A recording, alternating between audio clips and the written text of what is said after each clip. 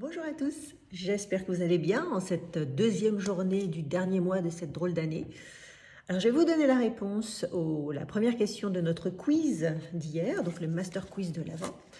Notre question, c'était une question littérature qui était la suivante.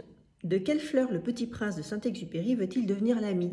Était-ce de la marguerite, de la rose ou de l'iris? Et bien sûr, vous l'aurez deviné, la réponse, c'est la rose. Alors ici, Saint-Exupéry utilise une très belle parabole pour parler de la relation amoureuse. Cette fleur représente bien sûr la femme, une fleur belle, fragile, qui cache sa tendresse derrière sa vanité.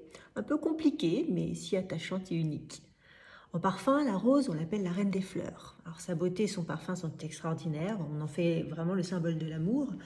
D'ailleurs, la légende raconte que Antoine et Cléopâtre auraient vraiment passé leur première nuit d'amour sur un lit de pétales de rose. Alors la rose, on utilise aussi son nom cosmétique pour faire un joli teint. On l'utilise également en signe de bienvenue au Moyen-Orient et aussi bien sûr en cuisine. Vous avez sûrement goûté déjà des loukoums ou de la confiture de rose. Tantôt romantique, tantôt séductrice, belle, fragile, épineuse mais attachante, la parfumerie chante les louanges, elle, de deux espèces de roses. La rose damascena, qu'on appelle la rose de Damas, qui a des accents plutôt fleuris, sucrés, épicés, et puis la rose centifolia, qu'on appelle la rose de mai, cultivée à Grasse, et dont l'absolu est d'une qualité exceptionnelle, et qui donne des notes assez florales, miellées, et même parfois animales ou cuirées. Alors, ce qui est des parfums de rose, il y en a beaucoup dans la parfumerie. Moi, le mien, mon préféré, c'est Naïma de Guerlain. Alors, il a été créé en 1979 par Jean-Paul Guerlain. Et moi, à l'époque, j'avais une petite miniature dans ma collection. Et avec cette petite miniature, je parfumais mes Barbies et je m'amusais à dire tout le temps « moi, quand je serai grande, ce sera le parfum que je mettrai ».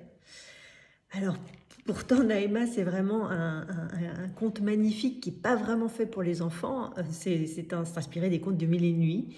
Naïma, donc qui est dite la princesse Naïma, qui est dite la fille de feu, représente vraiment une ode à la dualité de la femme, animée parfois par la douceur, parfois par la passion, un peu comme la rose en fait, qui est en fait ici d'ailleurs utilisée en overdose. Alors une rose jacinthe d'abord en départ, très vibrante, verte, un peu fraîchement coupée, comme une rose fraîchement coupée. Mais après qui vient vous enjôler sous une tendre cape veloutée, fruitée pêche, avant de vous envoûter de toute sa fougue sur un lit de vanille et fève tonka, typique de la garlinade de Guerlain, le sceau sensuel de la marque.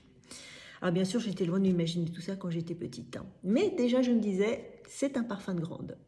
Alors, si vous voulez en savoir plus sur la rose, je vous propose notamment la lecture du Cahier des naturels des éditions de Nez sur la rose de Damas, spécialement celui-ci.